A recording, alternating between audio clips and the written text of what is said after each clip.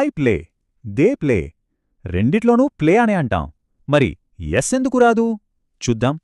First ఈ వాక్యం చూడండి. I play cricket.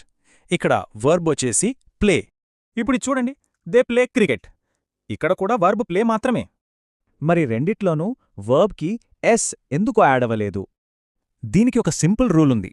I, you, we, they వచ్చినప్పుడు వర్బ్ మారదు. అవును, ఈ 4 సబ్జెక్టులకి వర్బ్ బేస్ ఫామ్లోనే ఉంటుంది, ఎస్ యాడ్ అవ్వదు.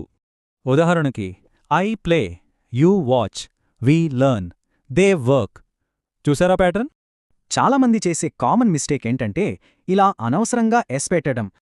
కరెక్ట్ ఫామ్ ఏంటంటే దే ప్లే, అంతే, సింపుల్, ఎస్ ఉండదు. సరే, ఇప్పుడు మీకు చిన్న టెస్ట్. వి డాష్ ఇంగ్లీష్, ఈ గ్యాప్ని ఫిల్ చేయండి. లర్న్ అనుకున్నారా? పర్ఫెక్ట్. రూల్ ప్రకారం వర్బ్ మారదు కదా.